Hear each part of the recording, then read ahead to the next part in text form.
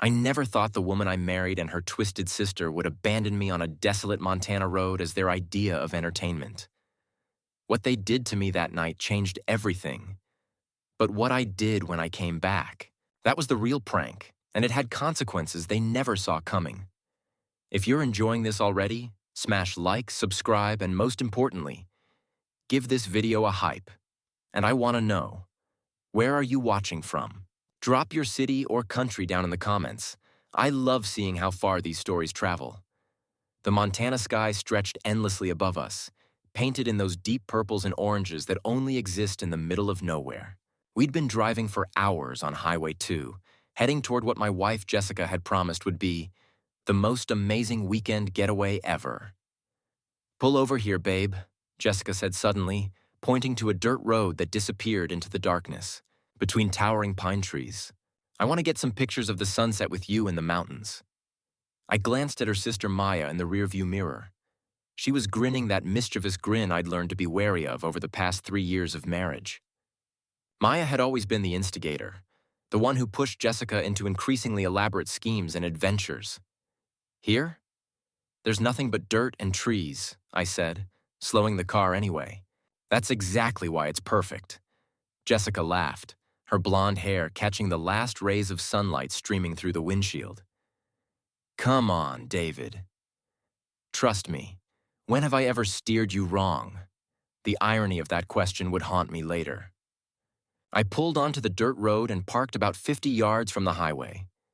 The silence was immediate and complete. No traffic, no civilization, just the whisper of wind through pine needles and the distant call of some bird I couldn't identify. "This is really remote," I said, stepping out of our SUV and looking around at the endless wilderness. "Are you sure this is safe?" "Safe?" Maya laughed, climbing out of the back seat with her phone already in her hands. "David, you worry too much. We're just taking some pictures." Jessica was already posing against a fallen log, her arms spread wide like she was embracing the whole mountain range. "Come on, get in the shot. This lighting is perfect." I walked over to where they were standing, about 20 feet from the car. The ground was soft with pine needles and fallen leaves, and I could smell that crisp mountain air that city people like us rarely experienced. "Okay, now stand right there," Maya said, positioning me with my back to a small ravine. "Jessica, you get on the other side of him." Perfect. I should have noticed how they were both positioning themselves between me and the car. I should have seen the look that passed between them, the way Maya's finger wasn't quite on the camera button. "Wait," Jessica said suddenly. "I have a better idea. David, walk about 10 more steps back toward those trees. I want to get the full scope of the wilderness behind you." 10 steps? That'll put me pretty far from you guys. "It's fine, babe. Maya's got a good camera. The shot will be amazing." I walked backward, counting steps, my dress shoes slipping slightly on the uneven ground. At 10 steps, I turned and smiled at them. That's when I saw their expressions change. The playful grins vanished, replaced by something cold and calculating. Maya lowered her phone without taking a single photo. "Actually, David," Jessica called out, "we've got a different kind of photo shoot in mind." "What do you mean?" Maya was walking toward the car, her movements deliberate and purposeful. "We mean this has been a long time coming, mister." "Know it all." I felt the first flutter of real concern in my chest. "Jess, what's going on?" Jessica tilted her head, studying me like I was a specimen in a jar. "You know what your problem is, David? You think you're so much smarter than everyone else. Always correcting people, always having the right answer, always acting like you're the responsible adult in the room. I don't... What are you talking about?" "The GPS debate last month," Maya said, now standing by the driver's side door. "When you insisted your way was faster and made us sit in traffic for an hour.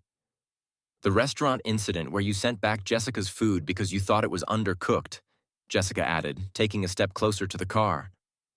"The time you helpfully reorganized my entire kitchen without asking," Maya continued. I was getting genuinely confused now. Those were just, I was trying to help. I thought, you always think. "You never just let things be," Jessica said. "Well, tonight we thought we'd see how all that thinking serves you out here," Maya was opening the car door now. Consider this a learning experience, David. A chance to really put all that superior intellect to work. That's when I realized what was happening. I started moving toward the car, but they were both faster. Wait, hold on. This isn't funny anymore. Oh, but it is, Jessica laughed, climbing into the passenger seat. It's hilarious. You should see your face right now. I was jogging toward them now, but Maya was already in the driver's seat, starting the engine. Jessica, come on, stop playing around. Let's just go get dinner. Dinner? Maya rolled down the window and grinned at me. You're resourceful, right? I'm sure you'll figure something out. I reached the car just as Maya threw it into reverse. My phone was on the center console. I could see it through the windshield. My phone's in there. My wallet's in there. You can't just... Jessica grabbed my phone and rolled down her window. Catch! She laughed, hurling it toward me. The phone hit the rocky ground with a sickening crack, the screen spiderwebbing into 1,000 pieces. Oops, she giggled. Butterfingers. I stood there, holding my destroyed phone, watching my wife and her sister prepare to drive away and leave me in the middle of nowhere. This isn't a prank, I said, my voice surprisingly calm despite the growing panic in my chest. This is abandonment. This is payback, Maya interrupted, revving the engine. For every time you made us feel stupid. For every time you acted like you were better than us. For every condescending little comment and helpful suggestion. The SUV started moving, kicking up dust and gravel. Jessica? I called out, jogging alongside the car. Please, don't do this. She leaned out the window, her hair whipping in the wind. Let's see how smart you really are, Mr. Know-It-All. Figure it out. Their laughter echoed through the mountains as the taillights disappeared around a bend, leaving me alone in the gathering darkness. I stood there for a long moment, listening to the sound of the engine fade away until there was nothing but silence and the soft whisper of wind through the trees. The temperature was already dropping. I was wearing dress shoes, khaki pants, and a button-down shirt, not exactly wilderness survival gear. My phone was destroyed, my wallet was gone, and the nearest anything was probably 20 miles away. I looked down at the broken phone in my hands, then up at the vast expanse of wilderness stretching in every direction. For the first time in my life, I had absolutely no idea what to do. But I didn't cry. I didn't scream. I didn't fall apart. I just stood there in the growing darkness and made a decision that would change everything. I wasn't going back to them. Ever. The first car that passed me on Highway 2 didn't even slow down. Neither did the second, third, or fourth. By midnight, I'd counted 17 vehicles that had driven past me like I was invisible. Just another piece of roadside debris in the Montana darkness. My feet were bleeding inside my dress shoes by the time I found the abandoned gas station. The building was dark, the pumps covered in rust, and weeds grew through cracks in the asphalt. But behind it, next to a row of overflowing dumpsters, I found a narrow space that blocked the wind. I spent my first night as a free man sleeping on cardboard behind a dumpster, using my button-down shirt as a blanket and my folded khakis as a pillow. When the sun came up, I didn't feel sorry for myself. I felt something I hadn't experienced in years. Possibility. The first truck driver who stopped was a grizzled man named Frank with tobacco-stained teeth and eyes like weathered leather. "You look like hell, son," he said, leaning out of his cab window. "Where you headed?" "Anywhere that's not here." Frank studied me for a moment, taking in my wrinkled clothes and stubbled face. "You running from something or towards something?" I thought about Jessica and Maya, probably waking up in their hotel room right now, maybe starting to wonder if their prank had gone too far. "Both," I said. Frank gave me a ride to Billings, where I stood in a Walmart bathroom and stared at myself in the fluorescent-lit mirror. The man looking back at me had hollow eyes and dirt under his fingernails. His hair was disheveled, his clothes were wrinkled beyond saving, and he smelled like pine needles and desperation. I barely recognized him. Good. I bought a cheap razor, some basic clothes, and a bar of soap with the $23 I found in my pants pocket. Apparently, the only money Jessica and Maya had missed when they drove off with my wallet.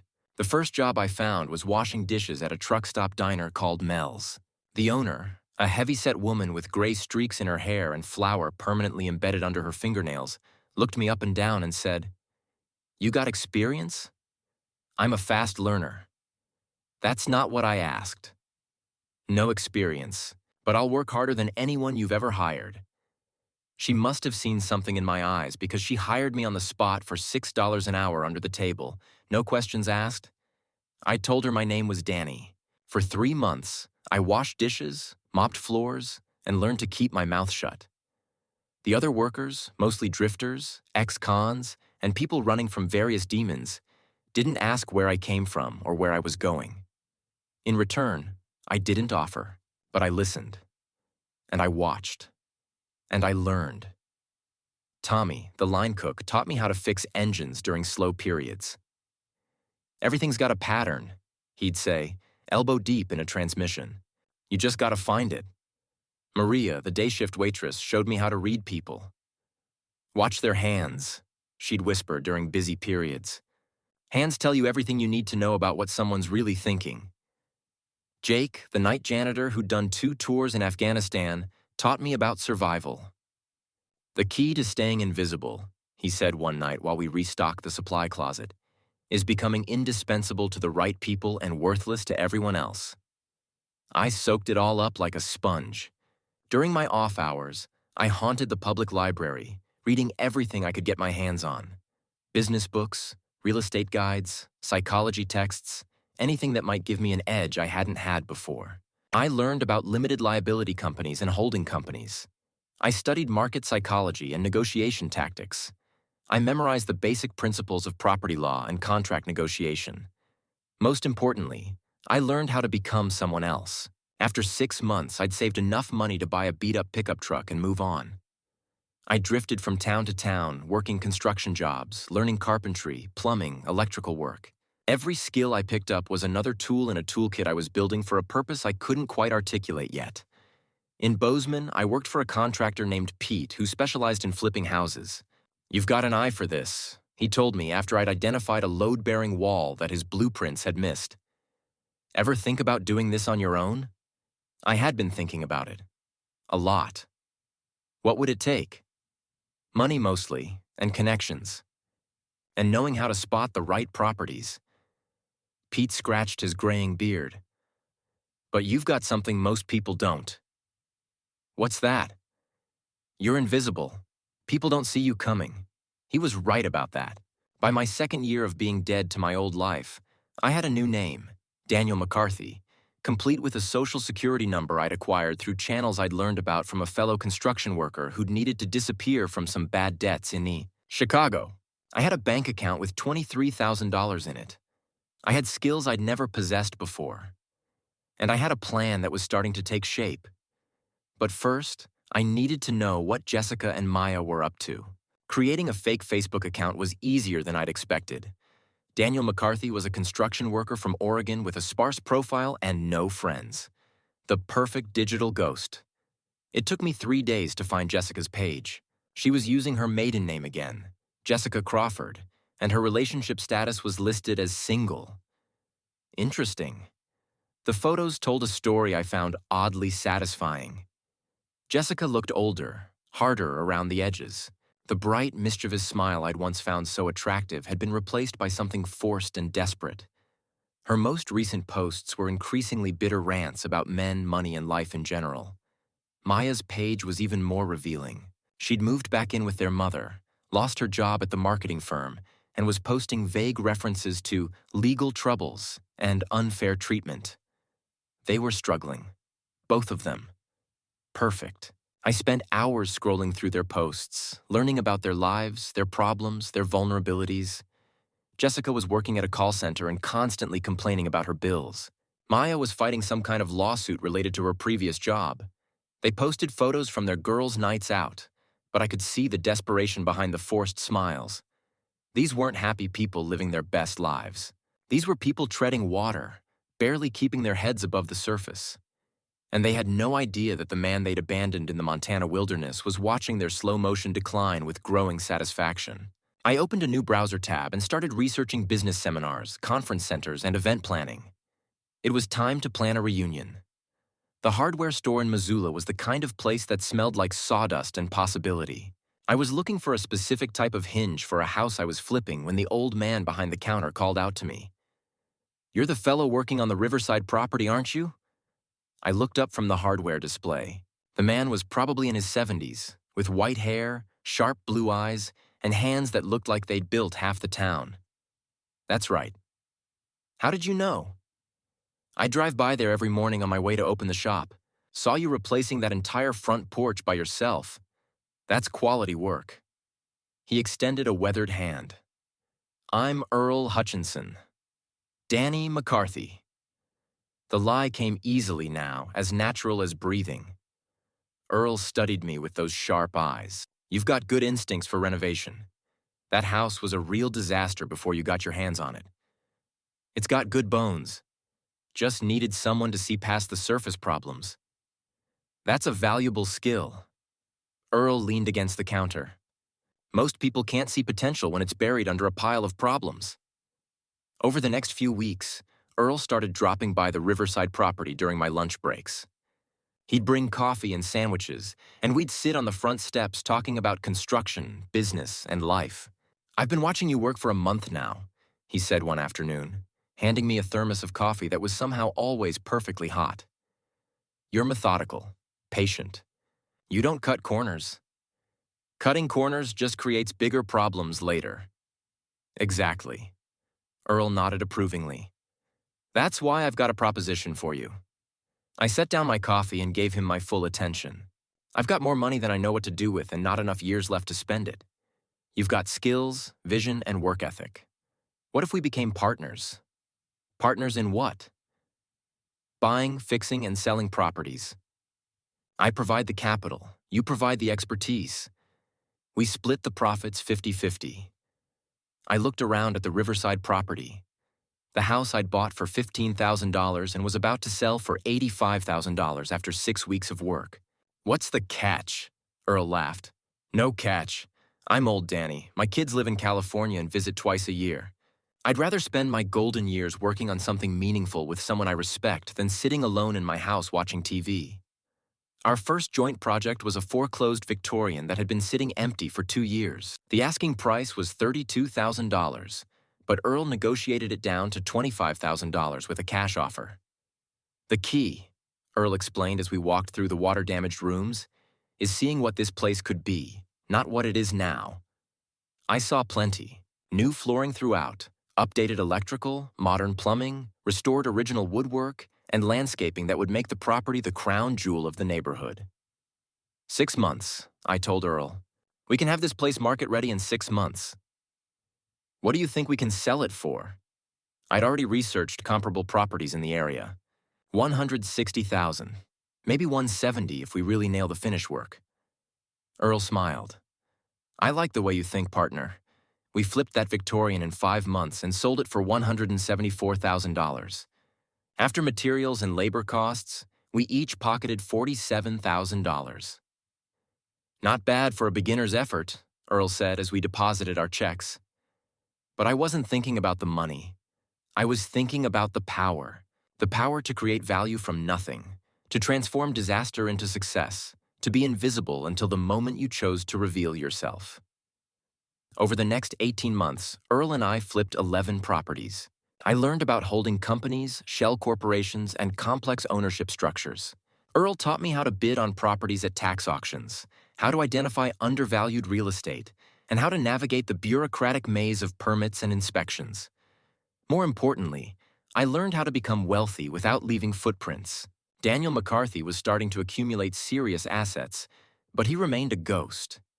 No social media presence, no flashy lifestyle, no attention-grabbing purchases. Just a quiet man who bought broken things and made them beautiful again. By the end of my 3rd year away from my old life, our partnership had generated over $800,000 in profits.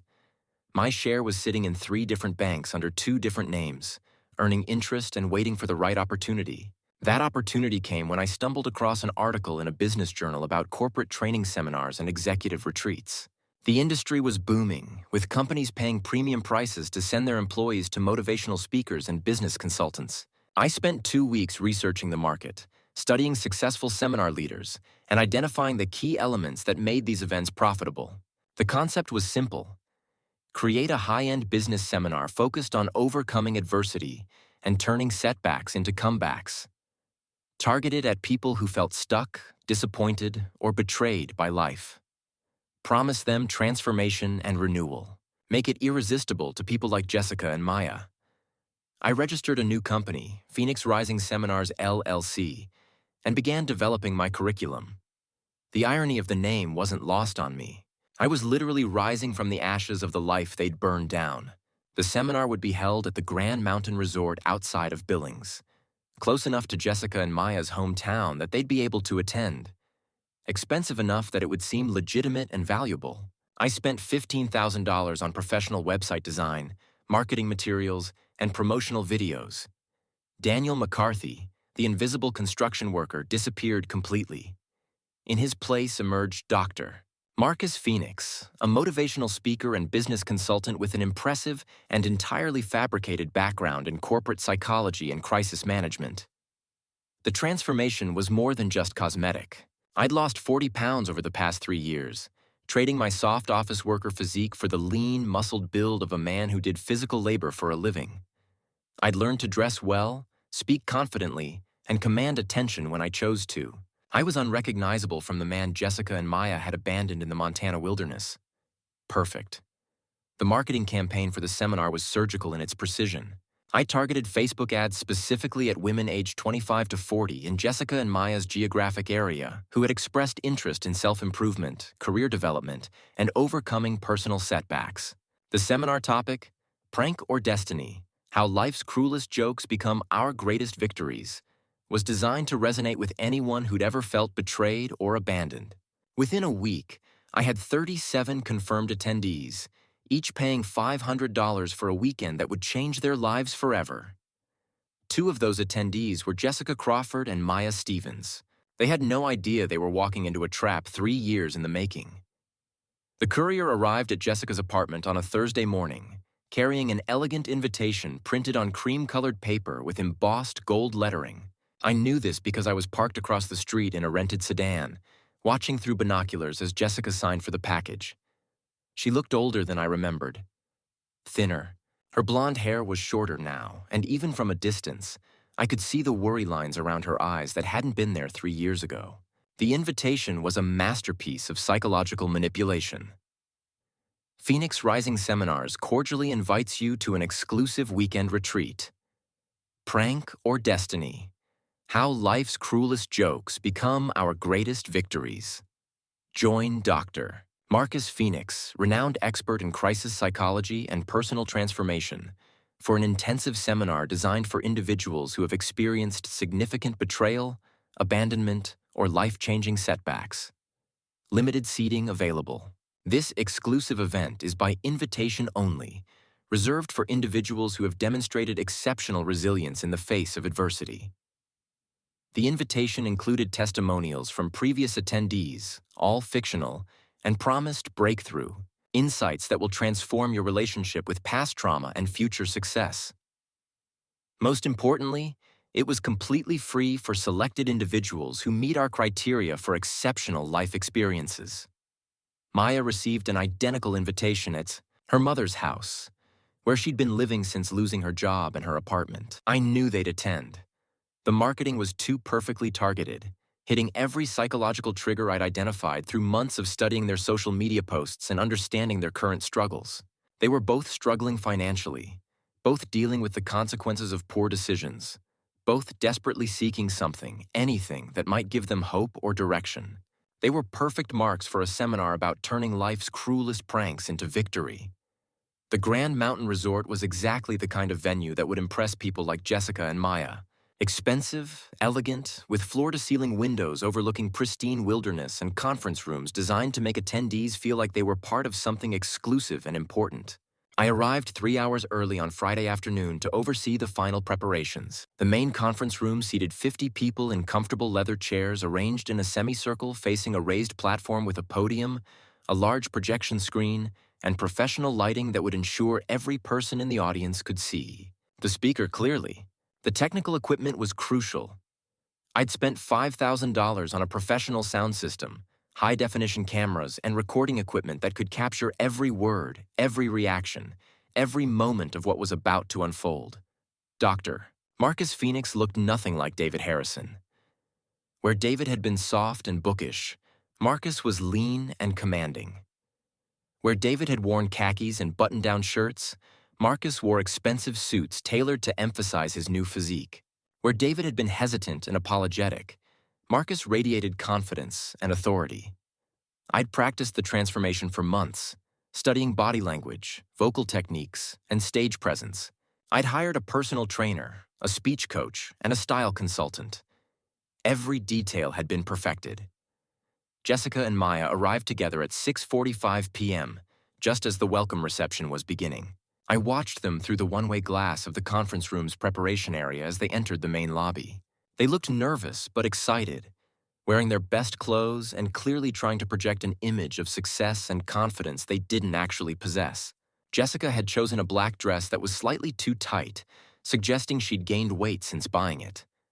Maya wore a blazer and skirt combination that looked expensive, but was probably borrowed or purchased specifically for this event. They were trying so hard to look like they belonged here. During the cocktail reception, I mingled with the other attendees, making small talk and building rapport while keeping Jessica and Maya in my peripheral vision. They stayed close together, clearly out of their element but gamely trying to network and make connections. "Excuse me," Jessica approached me during a lull in conversation. "Are you Dr. Phoenix?"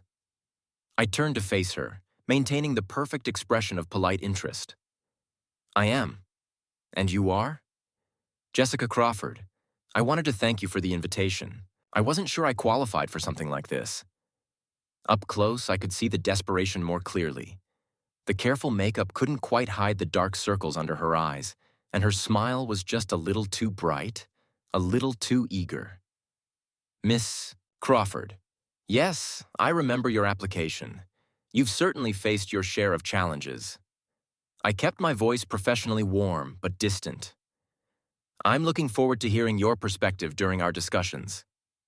I'm here with my sister, Maya. The invitation said we both qualified based on our experiences." Maya had appeared beside Jessica, studying me with curious eyes. "Dr. Phoenix, I have to ask, your seminar topic is so specific. Prank or destiny? What inspired that focus?" I smiled, and for just a moment, allowed a hint of something darker to flicker across my face. "Personal experience, I'm afraid. Sometimes the cruelest pranks people play on us become the greatest gifts we never knew we needed." Neither of them recognized me. After 3 years of physical transformation and careful preparation, David Harrison was completely buried beneath Dr. Marcus Phoenix. They had no idea they were looking at the man they'd abandoned in the Montana wilderness. At 8 p.m., I took the stage. "Ladies and gentlemen, welcome to Phoenix Rising Seminars. I'm Dr. Marcus Phoenix, and over the next 2 days, we're going to explore one of life's most profound mysteries, how the moments of deepest betrayal and abandonment can become the catalysts for our greatest transformations." I paused, letting my gaze sweep across the audience, lingering just a moment longer on Jessica and Maya. How many of you have experienced what you thought was a prank, only to realize later that it was actually destiny in disguise? Several hands went up around the room. How many of you have been abandoned by people you trusted, only to discover that abandonment was actually liberation? More hands. Jessica and Maya were both leaning forward in their seats, completely engaged. Tonight, I want to tell you a story. A story about a man who thought he knew who he was, who thought he understood the people closest to him, who thought he had his life figured out. The room was completely silent now. This man was married to a woman he loved deeply. He trusted her completely. He would have done anything for her. And one night, she and her sister decided to play a prank on him. I saw Jessica's posture stiffen slightly. Maya's eyes widened almost imperceptibly. They took him to a remote location, far from civilization. They convinced him to get out of their car. And then they drove away, leaving him with nothing but his broken phone and the clothes on his back. The color was draining from Jessica's face now. Maya was gripping the arms of her chair. They thought it was hilarious. They laughed as they drove away. They called him names, mocked his intelligence, celebrated their cleverness. I walked closer to the audience, my voice carrying easily through the professional sound system. What they didn't realize is that they had just done him the greatest favor of his life. I clicked a remote, and the large screen behind me came to life. The image was a photograph I'd taken from the side of Highway 2 in Montana. The same spot where they'd abandoned me. The same desolate road. The same endless wilderness. Sometimes, I said, the people we think are destroying us are actually setting us free. Jessica was hyperventilating now. Maya was staring at the screen with growing horror as recognition dawned. But I wasn't done yet. I clicked the remote again, and a new image appeared on the screen. This one was a photograph I'd found on Maya's Facebook page from 3 years ago. A selfie of her and Jessica taken the morning after they'd abandoned me. They were laughing, holding coffee cups, looking pleased with themselves. The caption read, "Sometimes you have to teach people lessons they'll never forget. Sisters who stick together. Prank master. He needed to learn something. About respect." Gasps echoed through the audience as people read the caption and put together the pieces of the story I was telling. The beautiful thing about pranks, I continued, my voice never wavering from its professional, motivational tone, is that they always tell you more about the people playing them than about their targets. I clicked the remote one final time. The screen filled with video footage, security camera footage from the gas station where I'd spent my first night of freedom. The timestamp showed it was from 3 years ago. The video showed a man in wrinkled clothes, carrying a broken phone, walking behind the building to find shelter behind the dumpsters. The man in the video was clearly me, or rather, the man I used to be. The room was dead silent now. Every person in the audience was staring at the screen, then at me, then back at the screen. That man, I said, pointing at the figure on the screen, thought his life was over. He thought he'd been destroyed by cruelty and betrayal. I paused for dramatic effect. He was wrong. That night wasn't the end of his story. It was the beginning of his transformation into someone stronger, smarter, and infinitely more successful than he'd ever been before. Jessica stood up abruptly, knocking over her chair. "I need to use the bathroom," she said loudly, her voice cracking. Maya was right behind her, both of them practically running for the exit. I smiled at the remaining audience members. Sometimes the truth has that effect on people. We'll take a 15-minute break, and when we return, we'll discuss the psychology of transformation and how to turn your worst moments into your greatest victories. But I knew Jessica and Maya wouldn't be returning to their seats. They'd be looking for me, and I'd be ready for them. They were waiting for me backstage when I walked off the platform, both of them pale and shaking. "David?" Jessica's voice was barely a whisper. Is that really you?" I loosened my tie and studied them both with the same calm expression I'd maintained throughout the seminar. Up close, I could see just how much 3 years had changed them. Jessica's hands were trembling, and Maya looked like she was about to be sick. "Dr. Marcus Phoenix," I corrected gently. "Though I suppose you knew me by a different name once." "Oh my God," Maya breathed. "David, we looked for you. We came back the next day and—" "No, you didn't." My voice cut through her lie like a blade.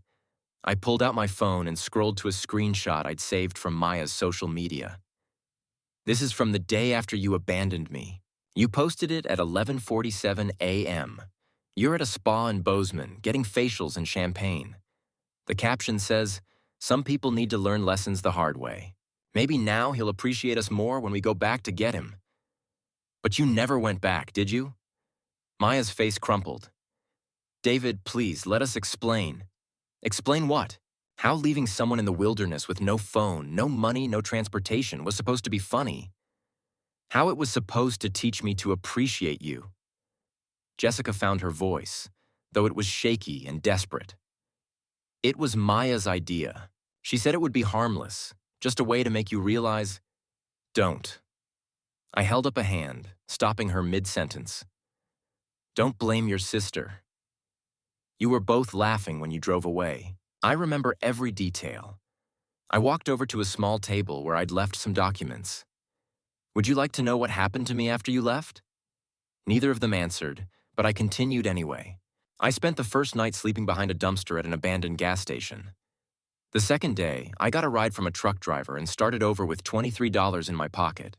For 3 years, I've been building a new life, learning new skills, becoming someone you'd never recognize. I spread out several photographs on the table.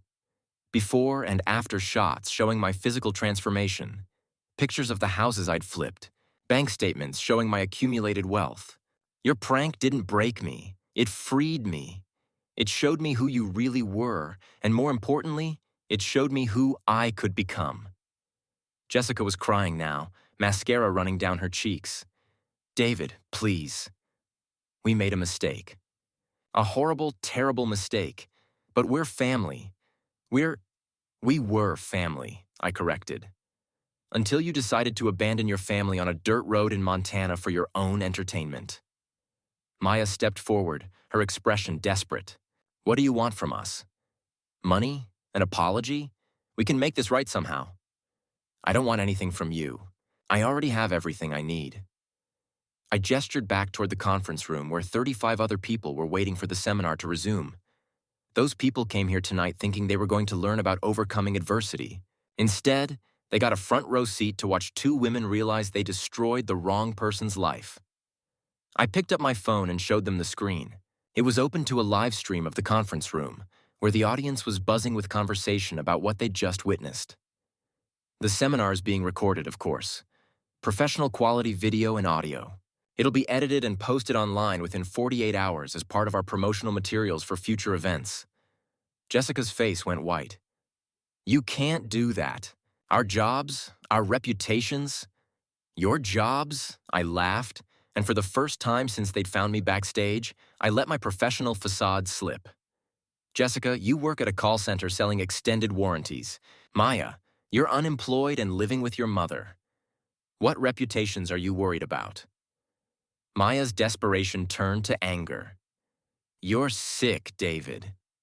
This is psychotic. It's been 3 years. Get over it. Get over it? I stepped closer to her, my voice still calm but carrying an edge of steel. Maya, you posted photos on social media bragging about abandoning me. You called it a lesson.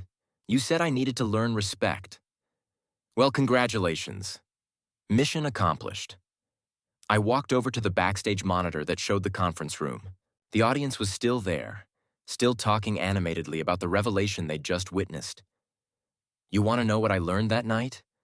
I learned that the people I trusted most were capable of cruelty I never imagined. I learned that my comfortable life had made me weak and dependent. Most importantly, I learned that some bridges aren't worth rebuilding. They're only worth burning. Jessica was sobbing now, her carefully applied makeup completely ruined. Please, David. We're sorry. We're so sorry. We never meant for it to go so far. How far did you mean for it to go? An hour? A day? When exactly were you planning to come back for me? The question hung in the air like a challenge. Neither of them had an answer. The truth is, you weren't planning to come back. You were hoping I'd suffer enough to become grateful, docile, easier to control. You wanted to break me down so you could build me back up as someone who wouldn't question your decisions or challenge your authority. I turned back to face them directly. But here's what you didn't count on. I'm not the same person you left on that road. That person was weak, dependent, and desperate for approval. This person? I gestured to myself. This person doesn't need you, doesn't want you, and definitely doesn't forgive you. Maya wiped her eyes, smearing her makeup across her cheek. What happens now? Are you going to ruin our lives? Is that your big revenge? I smiled, and I knew it wasn't a pleasant expression. Ruin your lives? Maya, I don't have to ruin your lives. You've already done that yourselves. I just documented it. I gestured toward the monitor showing the conference room. Those 35 people are going back to their communities, their workplaces, their social circles. They're going to tell everyone they know about the seminar where they watched two sisters get confronted by the man they abandoned in the wilderness. Some of them are already posting about it on social media. I pulled up my phone and showed them a Twitter post from one of the attendees. Just witnessed the most incredible plot twist at a business seminar. Two women in the audience were the villains in the speaker's origin story. Real-life karma in action. Phoenix Rising. Karma. Justice served. By tomorrow morning, this story will be everywhere. Not because I'm sharing it, but because 35 witnesses are sharing it. The internet loves a good revenge story, especially when the villains are exposed in such a public way. Jessica's legs gave out, and she sank into a nearby chair. Our employers will see this. Our friends, our family. Your family already knows who you are, I said quietly. I'm just making sure everyone else knows, too. Maya was pacing now, her anger replacing her fear. You want us to suffer? Fine. We'll suffer. But don't pretend this makes you the good guy, David. This is cruel. I considered her words for a moment. You're right. This is cruel. But you know what the difference is between your cruelty and mine? I walked over to the backstage door and opened it, revealing the conference room full of people. My cruelty has an audience that can learn from it. Your cruelty was just for your own entertainment. I stepped back onto the platform, leaving Jessica and Maya alone backstage. Ladies and gentlemen, I said into the microphone, I hope tonight has illustrated the central premise of our seminar. Sometimes the people we think are our enemies are actually our greatest teachers. Sometimes the worst thing that happens to us becomes the best thing that ever happened to us. I looked directly at the backstage area, where I knew Jessica and Maya were listening. And sometimes, the most important lesson we can learn is that some people will reveal their true nature when they think no one is watching. The question isn't whether you'll face betrayal in your life. You will. The question is what you'll do with that betrayal. Will you let it destroy you, or will you let it forge you into something stronger? I clicked the remote one final time. The screen showed a current photograph of me standing in front of one of the luxury homes I'd renovated. Confident, successful, transformed. 3 years ago, two people I trusted tried to teach me a lesson about respect by abandoning me in the wilderness. Tonight, I returned the favor by showing them, and all of you, what real transformation looks like. The audience erupted in applause. Some people were standing, others were taking photos and videos with their phones. I let the applause continue for a full minute before raising my hand for silence. You called it a prank, Jessica. You called it a lesson, Maya. But you know what I call it? I paused, savoring the moment I'd been building toward for 3 years. I call it the best thing that ever happened to me. Because your prank didn't just change my location that night. It changed my destination. And unlike your prank, mine had better execution, better planning, and a much more satisfying ending. The applause was deafening now. I could see people in the audience taking selfies, posting updates to social media, recording videos. Jessica and Maya's humiliation was going viral in real time. I walked off the stage, past the backstage area where they were still hiding, and out of the building. My work here was done, done, done, done, done, done, done, done, done, done.